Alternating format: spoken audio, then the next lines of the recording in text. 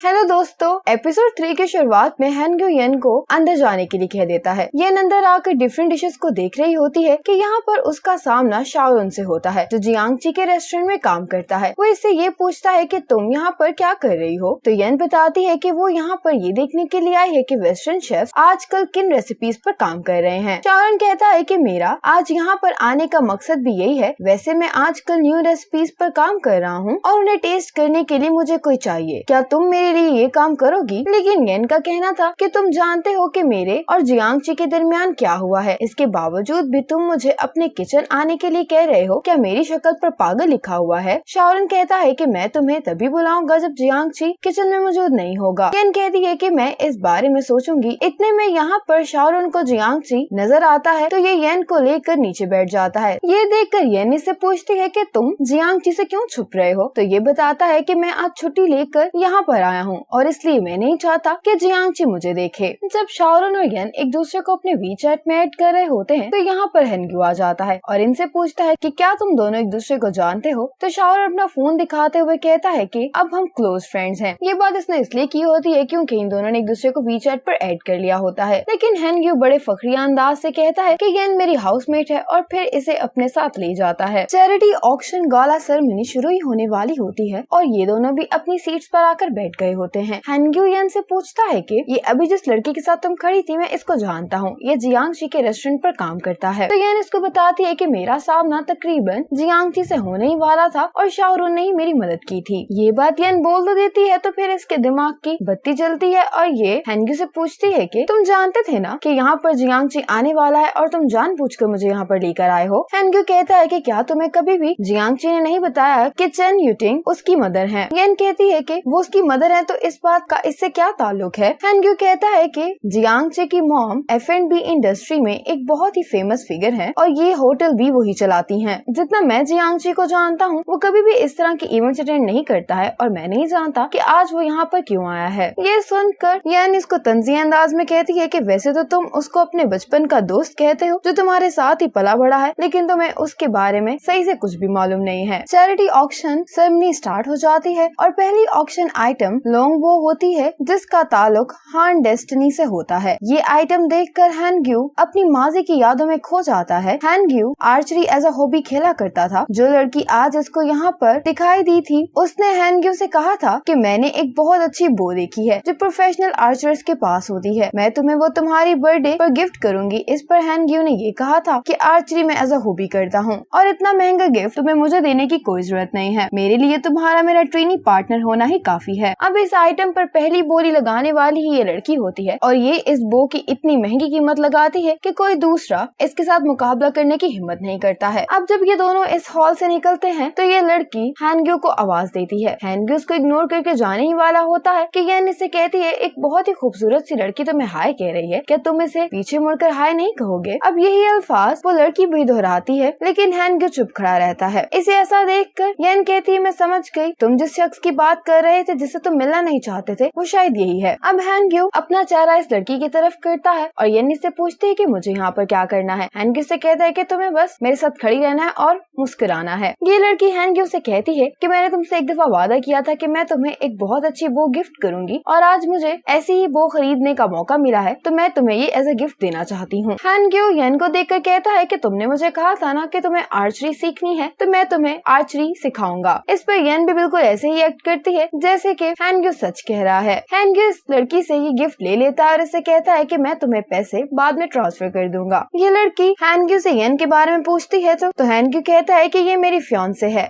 और इसका नाम शियांग यान है। ये लड़की कहती है कि मुझे तुमसे मिलकर खुशी हुई, मैं हैनग्यू की एक्स गर्लफ्रेंड हूँ और मेरा नाम टैन शिशी है। यान टैन शिशी से हाथ मिलाने ही वाली होती है कि हैनग्यू उसका हाथ रोककर इसे कहता है कि हमें माजी के बारे में बात नहीं करनी चाहिए। टैन शिशी कहती है कि ठीक है, हम माजी के बारे में बात नहीं करते तो हम फ्यूचर के बारे में बात कर लेते हैं। हैनग्यू कहता है कि तुमने मेरी फियांसे यान को इतनी खूबसूरत बुक गिफ्ट की है तो इसके बदले में फ्यूचर में हम तुम्हें अपनी शादी में बुलाएंगे। ये कहकर हैनग्यू यान को लेकर यहाँ से चला जाता है। टैन शीशी के साथ आकर शाओरुन खड़ा हो जाता है और बड़े ही सस्पिशियस अंदाज में ये इससे कहता है कि क्या तुम्हारा आज यहाँ पर आने का मकसद पूरा हो गया। इसके आगे इनकी गुफ्तगू नहीं दिखाई जाती। यन हैनग्यो से कहती है कि आज इस इवेंट में मेरा एक्स बॉयफ्रेंड और तुम्हारी एक्स गर्लफ्रेंड आ गए। इस तरह की ऑकवर्डनेस से बचने के लिए जब भी तुम मुझे फ्यूचर में किसी इवेंट पर लेकर जाओगे तो तुम प्लीज उसकी गेस्ट लिस्ट चेक कर लेना। हैनग्यो कहता है कि मैंने तुम्हें पहले भी बताया था कि जियांगची के आने का मुझे मालूम नहीं था। इसका बस यही कहना था कि सामने जियांगची खुद खड़ा हो जाता है आकर। जियांगची इन दोनों को यूं देखकर कहता है कि क्या तुम दोनों एक्सप्लेन करोगे कि यहाँ पर क्या हो रहा है। हैनग्यो सिचुएशन में भी बगैर घबराए कॉन्फिडेंटली कहता है कि तुम्हें जो चाहिए था मिल गया और अब यन मेरी गर्लफ्रेंड है, मुझे इससे पहली नजर में प्यार हो गया था। ये कहकर हैनग्यो यन को लेकर आगे चला जाता है। पीछे से जियांगची यन को आवाज देता है तो हैनग्यो से कहता है कि पीछे मुड़कर मत देखना। जियांगची कहता है कि मैं जानता हूँ कि तुमने मुझे ना चाहते हुए छोड़ा है और मैं बस तुमसे माफी मांगना चाहता हूँ। जिस पर यन कहती है कि मैं तुम्हें पहले ही माफ कर चुकी हूँ। जब ये दोनों आकर गाड़ी में बैठते हैं तो हैनग्यो को देख रहा होता है। यन इसे कहती है कि एक लड़की को कंसोल करना उसके बॉयफ्रेंड का काम है, ना कि मेल रूममेट का। और अगर मैं सच बोलूं तो अब मुझे किसी भी कंसोलिंग की जरूरत नहीं है। हैनग्यो कहने लगता है कि तुमने एक लफ्ज भी नहीं कहा जिसकी वजह से मुझे ऐसा लगा कि तुम इस सिचुएशन की वजह से इमोशनल फील कर रही हो। इस पर यन बड़े कॉन्फिडेंटली अंदाज में कहती है कि मैं तो बस अपनी हंसी रोक रही थी क्योंकि मुझे अपना आज का एक्ट खराब नहीं करना था। जिस पर हैनग्यो भी इसको दाद देते हुए कहता है कि तुम वाकई में बहुत अच्छी एक्ट्रेस हो। अब इतने में यन को इसकी मॉम की कॉल आती है और कॉल सुनते हुए इसके एक्सप्रेशंस बिल्कुल चेंज हो जाते हैं, जिनको देखकर हैनग्यो पूछता है कि क्या हुआ। एक्चुअल में जब लास्ट टाइम हैनग्यो की मॉम घर पर आई होती हैं तो यन ने इनसे कहा होता है कि मेरे मॉम डैड एक छोटा सा रेस्टोरेंट चलाते हैं तो आप वहाँ पर जाकर उनका खाना जरूर ट्राई कीजिएगा। अब हैनग्यो की मॉम यन के पेरेंट्स का खाना ट्राई करने के लिए उनसे मिलने के लिए चली जाती हैं और यही सब कुछ यन की मॉम ने उसे फोन पर बताया होता है। यन हैनग्यो से कहती है कि ये मामला तो हमारे हाथों से निकलता ही जा रहा है। जिस पर हैनग्यो कहता है कि बस तुम मुझ पर छोड़ दो। अब ये दोनों भी अपने घर जाने की बजाय यन के मॉम डैड के रेस्टोरेंट पहुंचने लगते हैं। हैनग्यो की मॉम यन के पेरेंट्स से कह रही होती है कि यन और हैनग्यो अभी शादी करने के लिए तैयार नहीं है क्योंकि उनके आपस के कुछ मामलात हैं जिन्हें वो सुलझाना चाहते हैं। अलबत्ता वो दोनों एक दूसरे के साथ ही रह रहे हैं। अब ये बात तो यन के पेरेंट्स के लिए बहुत ही ज्यादा हैरान कर देने वाली थी। यन की मॉम कहती है कि अगर बच्चे शादी करने का नहीं सोच रहे हैं तो